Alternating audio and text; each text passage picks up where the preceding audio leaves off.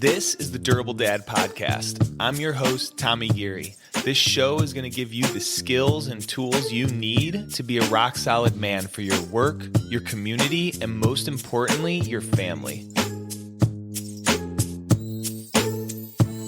All right, what's up? Episode number 84. I'm home today. Well, I work out of my home office, and one daughter is home sick, and Brenda is also sick in bed, sick as a dog. She never gets this sick, but she's in bed all day.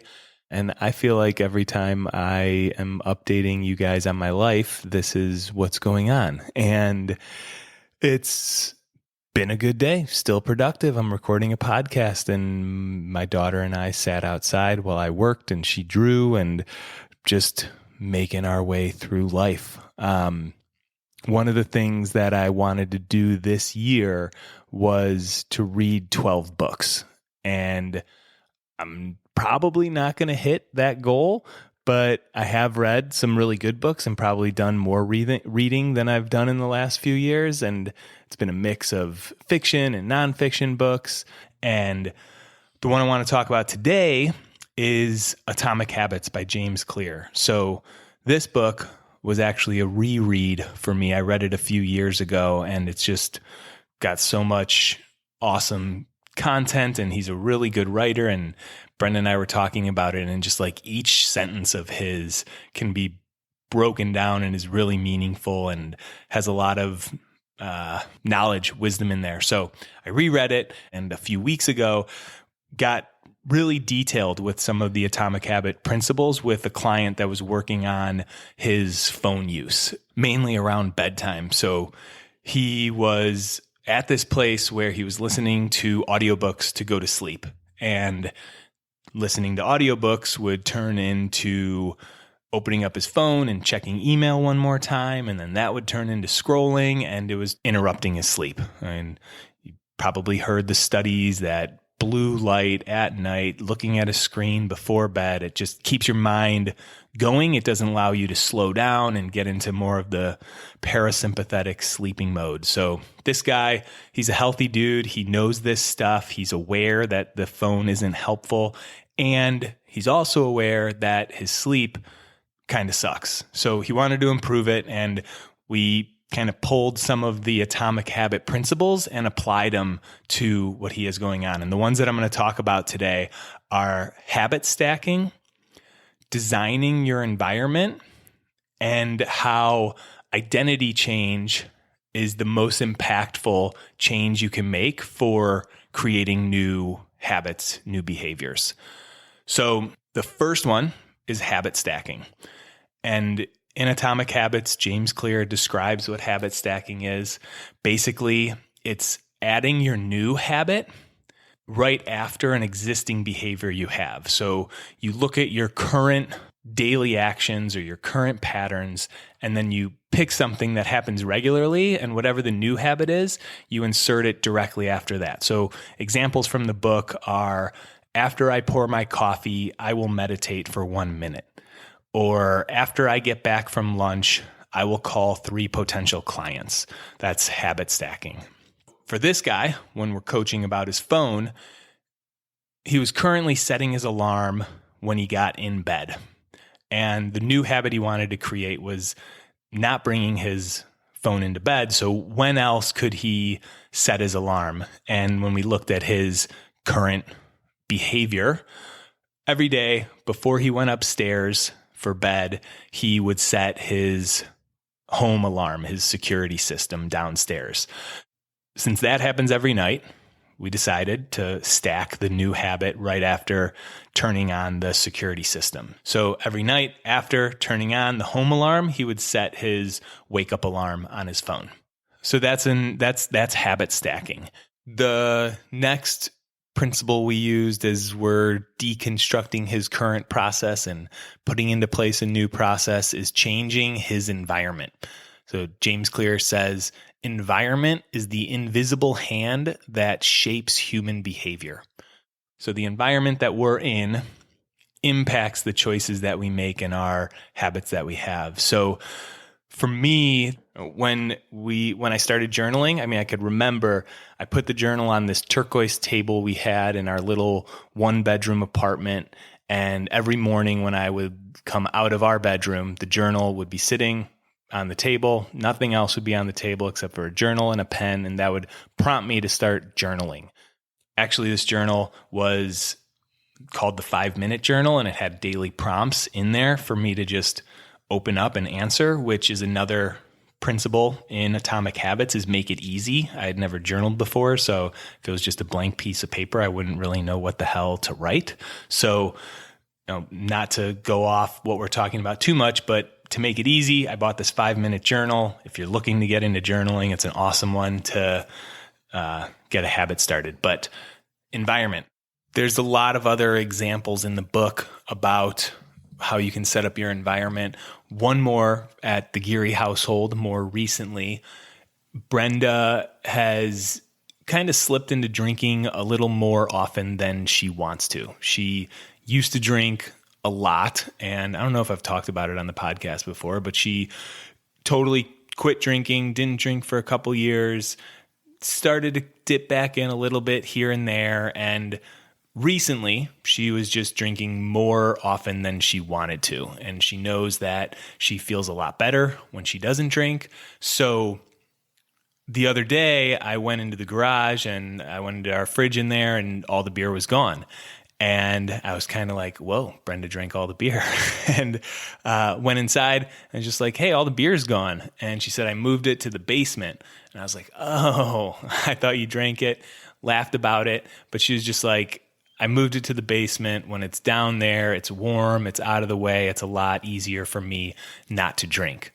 Right? Setting up the environment so it's easier to do the new habit that she wants to do, not drinking as much. But back to this guy that I was coaching and I was working with on using his phone at bedtime. His environment was setting the alarm in bed and then putting his phone right next to him on the nightstand. Super tempting to grab it.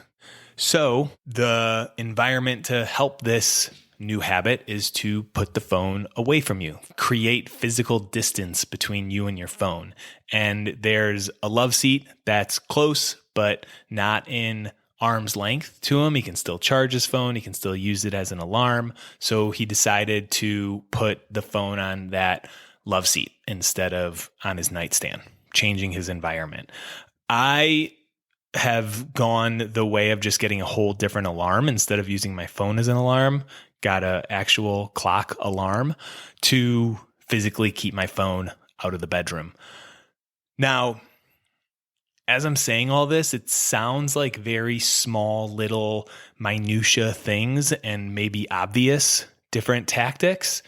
Well, that's why the book is called Atomic Habits. And at the beginning of the book, I think it's in the intro, James Clear talks about the word atomic and how it means really, really small. And it also has a big, big impact. I think of the atomic bomb, but you also think of what that atomic bomb comes from, a small little atom being split. So these small little things, they matter. And it seems simple, but to implement them, we really got to get focused in on the details. So this guy I'm working with, we're coaching around all this stuff, and it gets to this last principle that I want to talk about today. And James Clear in this book makes it pretty clear about the impact of your identity change and how much it can help the new habits, help the outcomes in your life. And he talks about the layers of behavior change.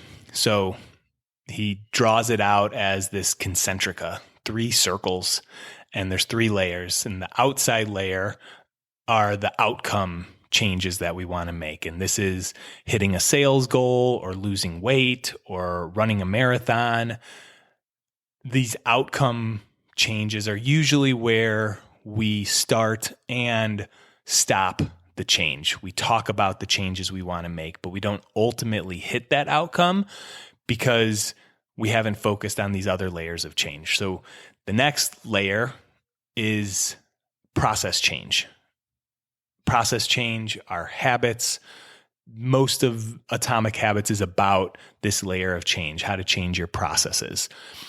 The third layer, the core layer, the deepest, is identity change. And that is all about changing the beliefs you have about yourself. The real big takeaways, and I think is sometimes missed in this book, is how impactful identity change is. And I'm going to read a quick paragraph from the book.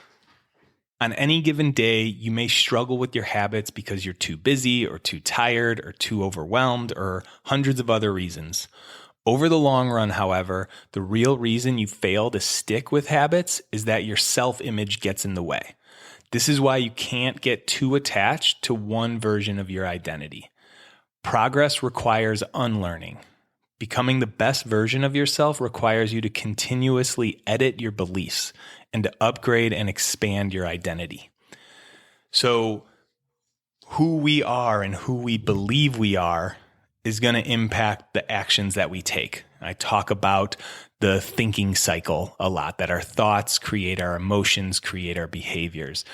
Our thoughts are the beliefs we have about ourselves. So until we can identify the new parts of ourselves that we want to create, it's going to be hard to implement those new habits and those new behaviors. So, to the drinking thing, Brenda being not a big drinker was a huge identity change. She probably never called herself a big drinker, but learning to be someone that doesn't drink at a party and social situations was a big identity change. For this guy that I was working with his phone, he had this belief that I need my phone to decompress. And as he's implementing these changes and these new processes, he's starting to believe that I can decompress on my own, which is a pretty sweet belief because I know that a lot of us, me included, like to decompress with food or with booze or with weed or with our phones or Netflix or just zoning out somehow. But if you can decompress on your own, which for this guy was just laying in bed with nothing in his ears, with nothing in his eyes, turning the lights off and breathing and going to sleep, like that's a pretty powerful belief. The next week when we checked in, he wasn't bringing it to bed. He was sleeping better. When we start taking those actions that align with this new belief, it's easier to create a new identity, but it is something that we will consistently check in on as we keep coaching, because old habits, old identities have a tendency to creep back in. So we're constantly working on ourselves. We're constantly reflecting. And the last thing I'll kind of say about this is that not just Atomic Habits, but so many books out there, you'll read something and get pumped up about them and try them for a day or try them for a week. And there's great knowledge, there's great ideas, but then they fall off and we forget about them and we're on to the next thing. And I think that's what I love about coaching and the concept of coaching and the accountability to stay on top of the changes that we want to make. Like, let's talk about that. Let's brainstorm. Let's strategize. How can we implement it? That's what makes life fun. Trying new things, seeing what we're actually capable of.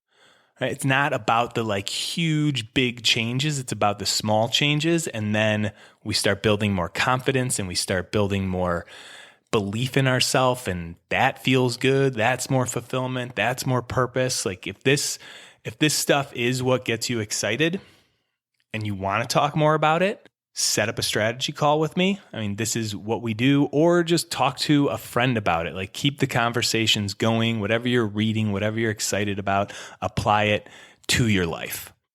When you're getting better, the people around you get better, and that ripple effect helps the world. And the world, if you look at it in certain ways, is pretty screwed right now. But if you focus on yourself and making yourself better, that will have an impact, even if it's just a small one in your family, in your community, at work.